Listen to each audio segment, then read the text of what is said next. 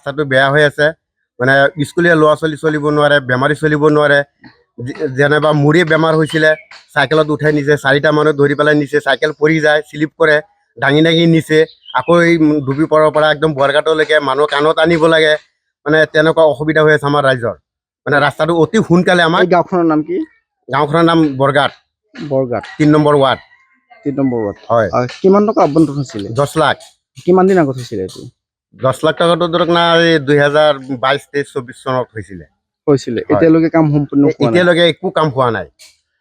6 গাড়ী 10 গাড়ী মাটি পেলাই লৈ সিহঁতে ৰাস্তাটো মানে বন্ধ কৰি দিছে।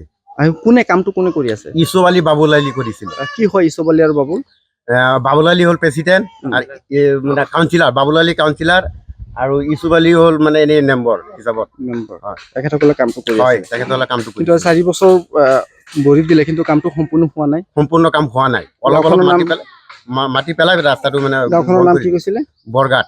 বৰঘাট জিপি। কিমানজন লোক আছে এই গাঁওখনত? আমাৰ 1000-1500 মানুহ আছে। 1000-1500 মানুহ আছে। মূল পথটো হ'ল মানে ৰূপহী বৰ্মা ৰুটৰ পৰা মানুহবাৰত ডুবিমুখৰ পৰা সোমাই আহিছে চাব চেণ্টাৰলৈকে। হয়, এই ৰাস্তাটো অতি সোনকালে আমাক হ'ব লাগে। হৈ গ'ল, বেয়া হৈ আছে। 10 বছৰ। চৰকাৰে টকা দিছে 10 লাখ। চৰকাৰে টকা দিছে, ৰাস্তা কামটো কৰিব লাগে, কিন্তু এতিয়ালৈকে ৰাস্তা কামটো হোৱা নাই। আৰু এই ৰাস্তাৰ মূৰত একটা চাব চেণ্টাৰ আছে, অফিচাৰ মানুহ আহিব নোৱাৰে, স্কুল আছে, স্কুলত ছাত্ৰ ছাত্ৰী যাব নোৱাৰে, তেনেকুৱা অৱস্থা হৈছে ৰাস্তাৰ। কিমান দিন ধৰি আবণ্টন দিছে চৰকাৰে? এই 3 বছৰমান হৈ গ'ল। 3 বছৰমান হৈ গ'ল। এতিয়ালৈকে কাম সম্পূৰ্ণ হোৱা নাই। মাটি অলপমান পেলাইছে মূৰত, পেলাই জব কাৰ্ডৰ মানুহকেইটাত লৈ পেলাই টকা উঠাইছে, কেইটামান উঠাই পেলাই সিহঁতে কামটো এৰি দিলে। কাম নকৰে। কোনে কৰি আছে কামটো?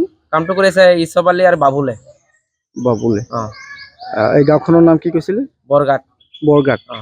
ৰাস্তাটো বেয়া হৈ আছে মানে স্কুলীয়া ল'ৰা ছোৱালী চলিব নোৱাৰে, বেমাৰী চলিব নোৱাৰে। যেনেবা মোৰে বেমাৰ হৈছিলে, চাইকেলত উঠাই নিছে, 4টা মানুহ ধৰি পেলাই নিছে, চাইকেল পৰি যায়, স্লিপ কৰে, দাঙি দাঙি নিছে। আকৌ এই ডুবিপাৰৰ পৰা একদম বৰঘাটলৈকে মানুহ কাণত আনিব লাগে। মানে তেনেকুৱা অসুবিধা হৈ আছে আমাৰ ৰাইজৰ। মানে ৰাস্তাটো অতি সোনকালে আমাৰ। এই গাঁওখনৰ নাম কি? গাঁওখনৰ নাম Borghat, 3 number ward. 3 number ward. হয়। কিমান টকা আবণ্টন হৈছিলে? 10 লাখ। কিমান দিন আগত হৈছিলে এইটো? 10 লাখ টকাটো ধৰক না, এই 2022, 23, 24 চনত হৈছিলে। এতিয়ালৈকে কাম সম্পূৰ্ণ হোৱা নাই। এতিয়ালৈকে একো কাম হোৱা নাই। 6 গাড়ী 10 গাড়ী মাটি পেলাই লৈ সিহঁতে ৰাস্তাটো মানে বন্ধ কৰি দিছে। আৰু কামটো কোনে কৰি আছে? ইছু আলী বাবুল আলী কৰিছিলে। কি হয় ইছুফ আলী আৰু বাবুল? বাবুল আলী হ'ল প্ৰেচিডেণ্ট আৰু মানে কাউন্সিলাৰ, বাবুল আলী কাউন্সিলাৰ আৰু ইছুফ আলী হ'ল মানে এনেই মেম্বৰ হিচাপত। তেখেতসকলে কামটো কৰি আছে। হয়, তেখেতসকলে কামটো কৰি কিন্তু 4 বছৰ বহি দিলে, কিন্তু কামটো সম্পূৰ্ণ হোৱা নাই। সম্পূৰ্ণ কাম হোৱা নাই। অলপ অলপ মাটি পেলাই ৰাস্তাটো মানে। গাঁওখনৰ নাম কি কৈছিলে?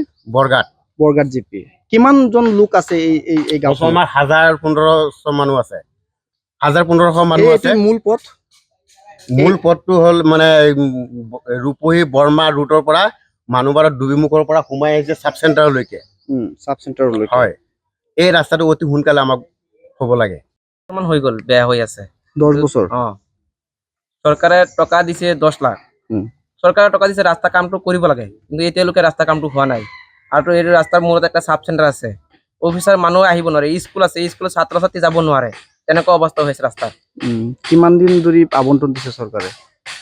এই 3 বছৰমান হৈ গ'ল। 3 বছৰমান হৈ গ'ল। এতিয়ালৈকে কাম সম্পূৰ্ণ হোৱা নাই।